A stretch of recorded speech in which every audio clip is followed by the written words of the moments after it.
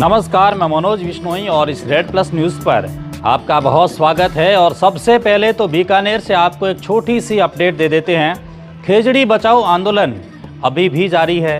लाखों की संख्या में लोग अभी भी डटे हुए हैं। इतनी बड़ी संख्या में लोगों के जमा होने के बावजूद भी राजस्थान सरकार इस पर ध्यान क्यों नहीं दे रही है, ये सबसे बड़ा सवाल और सबसे बड़ा चिंता का विषय है। सरकार की तरफ से अभी तक कोई भी आधिकारिक बयान नहीं आया है। सभी नेताओं ने अपने अपने स्तर पर बयान दिया है, लेकिन जिसकी जिम्मेदारी है उन्होंने अभी तक कोई भी किसी भी तरीके का बयान नहीं दिया है और ये चिंता का विषय है।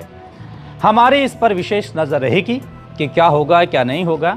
लेकिन आज खबर शुरू करने से पहले आपको एक अंग्रेजी की कहावत सुनाते हैं। वह यह है कि those two can not remember the past are condemned to repeat it. यानी इसका मतलब यह है कि जो लोग अपने बीते हुए कल को याद नहीं रखते, उससे सबक नहीं लेते, वे उसी गलती को बार बार दोहराने के लिए मजबूर हो जाते हैं। आज लोकसभा के बाहर जो हुआ वे ठीक इसी तरीके का अजीब तरीके का दृश्य लगा। आज लोकसभा के मकर द्वार पर जो हुआ वह सिर्फ एक तंज नहीं था, वह भारतीय राजनीति की आत्मा, स्मृति, घाव और पाखंड सब कुछ एक साथ उजागर करने वाला क्षण था। सुबह का समय और संसद का बजट सत्र और निलंबित विपक्षी सांसद, हाथों में तख्तियां, लोकतंत्र बचाओ के नारे और उसी भीड़ के बीच राहुल गांधी, वही राहुल गांधी जो खुद को संविधान का सबसे बड़ा रक्षक बताते हैं, वही राहुल गांधी जो हर मंच से लोकतंत्र खतरे में होने की चेतावनी देते हैं, वही राहुल गांधी जो कहते हैं कि देश में एक असहिष्णुता का माहौल है, वही राहुल गांधी जब मकर द्वार पर खड़े होकर प्रदर्शन कर रहे थे तभी अचानक रेल राज्य मंत्री रवनीत सिंह बिट्टू संसद के उसी मकर द्वार से अंदर की ओर प्रवेश करने वाले थे।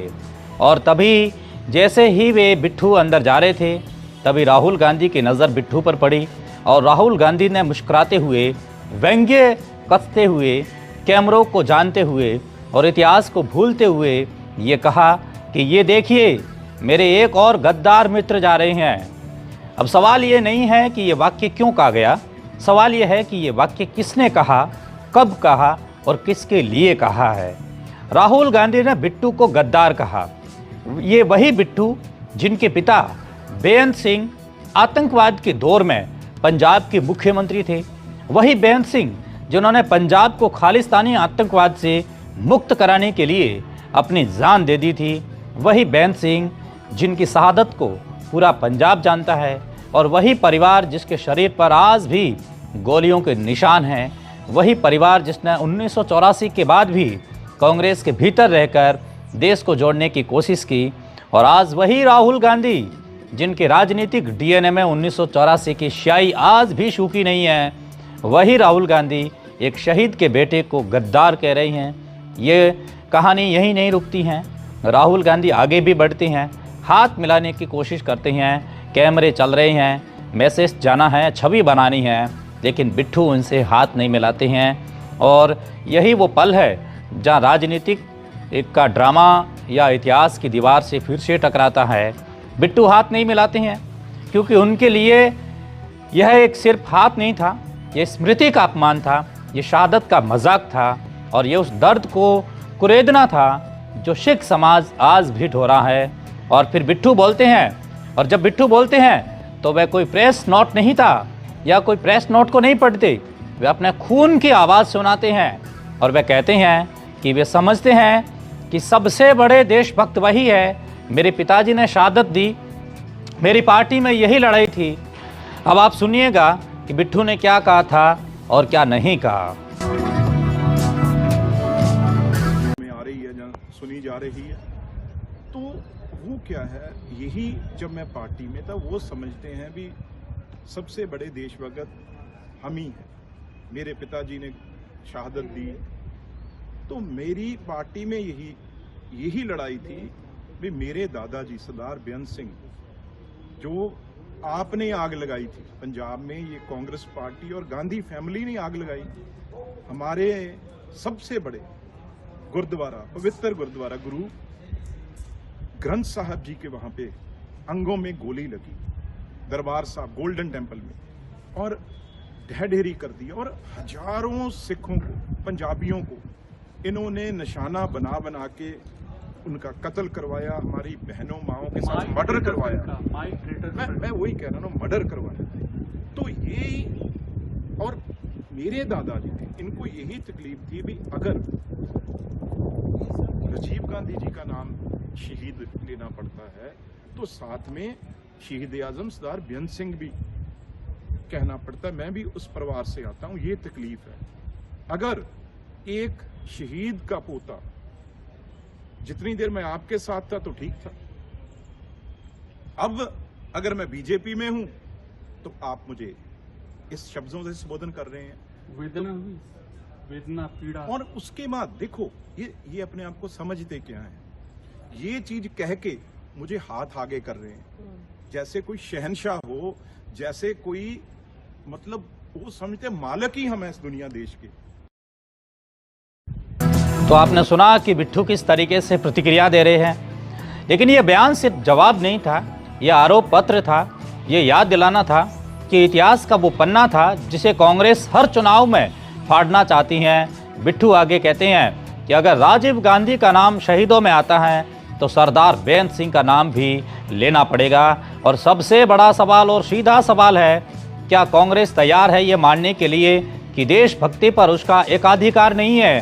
क्या राहुल गांधी तैयार है और ये स्वीकार करने के लिए कि बलिदान सिर्फ उनके परिवार की जागीरी नहीं है? बिट्ठू कहते हैं कि अगर एक शहीद का पोता आपके साथ था तो ठीक था, अगर मैं भाजपा में हूँ तो आपको तकलीफ है, ऐसा क्यों? और यही वो वाक्य है जो आज की राजनीति को नंगा कर देता है। मतलब देशभक्ति पार्टी देखकर तय होगी, शहादत का अपमान पार्टी देखकर तय होता, या फिर गद्दार और देशभक्त का सर्टिफिकेट गांधी परिवार देगा।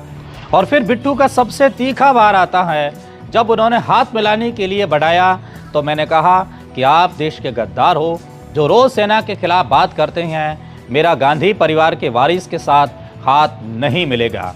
और ये कोई आवेश नहीं था, ये वर्षों का संचित आक्रोश था। ये 1984 यानी कि 1984 की आग थी। ये स्वर्ण मंदिर की दीवारों में आज भी गूंजती गोलियों की आवाज़ थी। ये उन सब हजारों सिख परिवारों का एक सवाल था जिनके हत्यारे आज भी राजनीति के मंच पर नैतिकता का पाठ पढ़ाते हैं। और अब जरा ठहर करके सोचिए कि राहुल गांधी गद्दार शब्द किसे कहती हैं? उस व्यक्ति को जिसने कांग्रेस छोड़ी, भाजपा ज्वाइन की, या उस व्यक्ति को जिसने अपने पिता की शहादत की राजनीति नहीं की? राहुल गांधी सेना के बारे में क्या कहते हैं? कभी सर्जिकल स्ट्राइक पर सवाल, कभी एयर स्ट्राइक पर सबूत, और कभी सेना के शौर्य को चुनावी जुमला बताना, और फिर उसी सेना की वर्दी में लिपटी शहादतों पर राजनीति करना। क्या यही देशभक्ति है?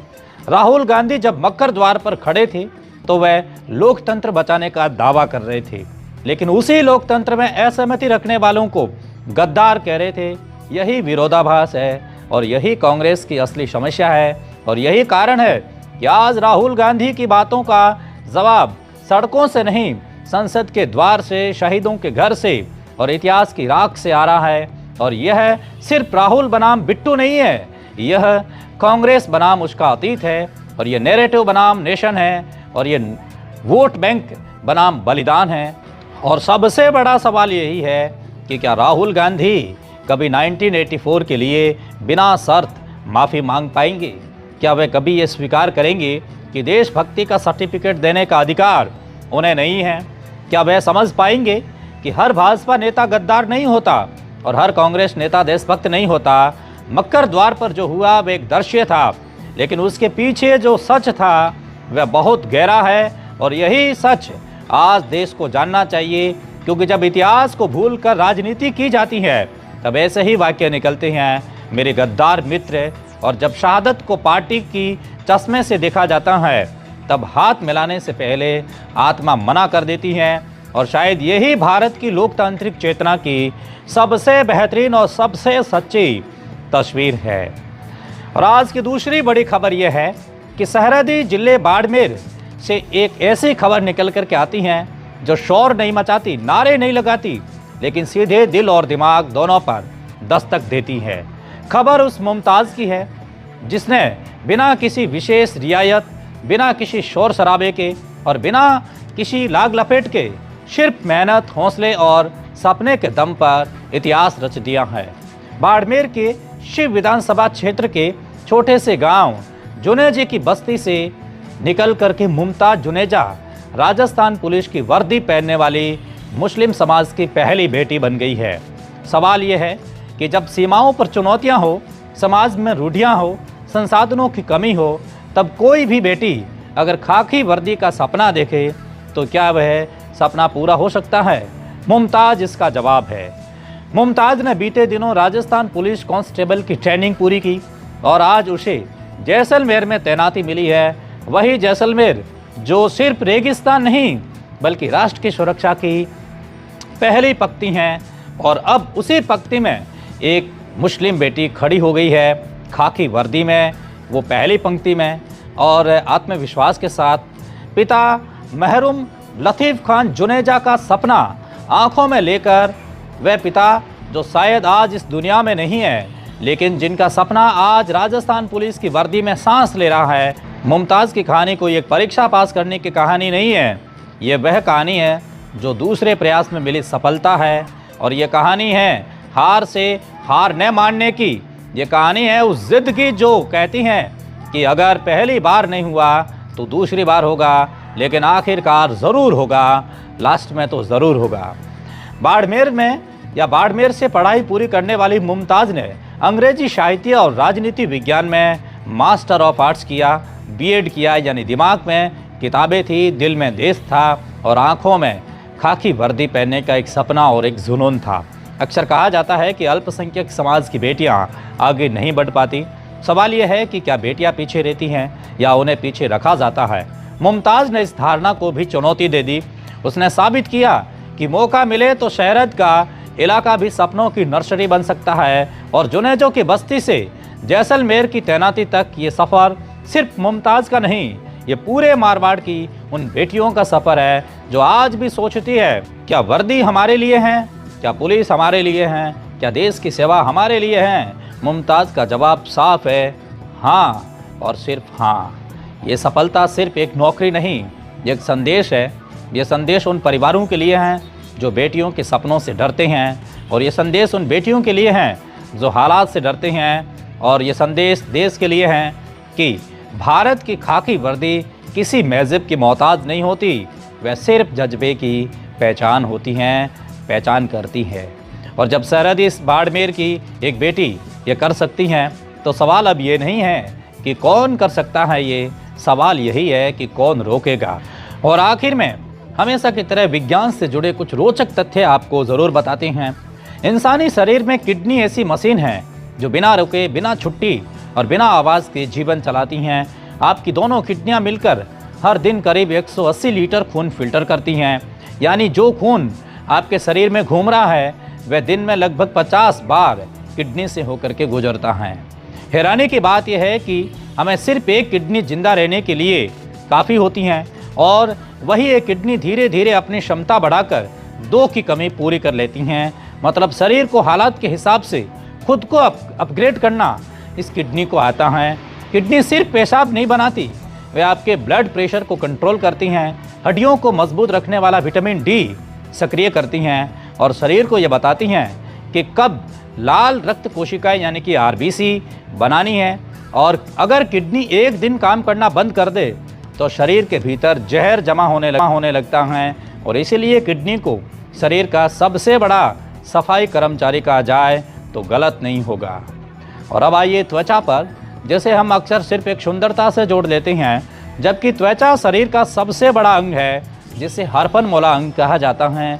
और एक वयस्क इंसान की त्वचा का क्षेत्रफल लगभग 2 वर्ग मीटर होता है और वजन 4 से 5 किलोग्राम तक होता है।